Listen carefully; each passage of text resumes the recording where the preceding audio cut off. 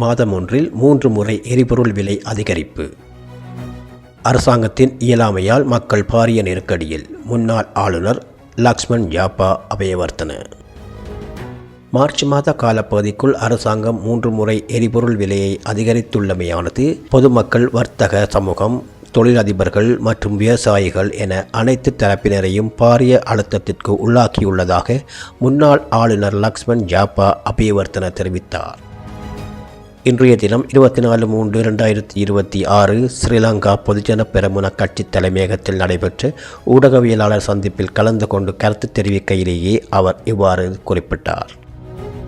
உலகில் நிலவும் யுத்த சூழலை விட தற்போதைய அரசாங்கத்தின் நிர்வாக திறமையின்மையே இந்த நெருக்கடிக்கு முக்கிய காரணமாக அமைந்துள்ளதாக அவர் சுட்டிக்காட்டினார். கடந்த காலங்களில் கோவிட் தொற்று மற்றும் பொருளாதார நெருக்கடிகள் நிலவிய போது சினோபெக் மற்றும் ஷெல் போன்ற சர்வதேச நிறுவனங்களுக்கு அனுமதி வழங்கப்பட்டிருந்தாலும் சிபெட்கோ நிறுவனத்தின் விலைகளை அரசாங்கம் முறையாக நிர்வகித்ததுடன் தனியார் நிறுவனங்கள் தன்னிச்சையாக விலைகளை உயர்த்த இடமளிக்கவில்லை என அவர் நினைவு கூர்ந்தார். ஆனால் இன்று அரசாங்கம் திட்டமிட்டே மக்களை பாதிப்புக்குள்ளாக்குவதாகவும் தனியார் நிறுவனங்களின் விலை நிர்ணயத்தில் தலையிடாமல் விலகி இருப்பதாகவும் அவர் குற்றம் சாட்டினார்.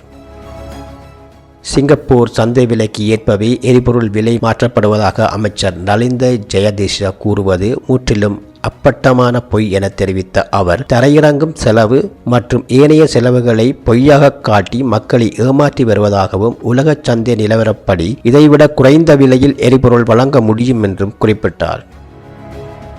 எனினும் அரசாங்கத்தின் இவ்வாறான மக்கள் விரோத செயற்பாடுகளுக்கு எதிராக மே மாதம் 22 கொழும்பில் மாபெரும் எதிர்ப்பு பேரணி ஒன்றை நடாத்த திட்டமிட்டுள்ளதாகவும் இந்த அரசாங்கத்துக்கு வாக்களித்த மக்கள் இன்று அதற்காக பெரிதும் வருந்துவதாகவும் அவர் மேலும் தெரிவித்தார்.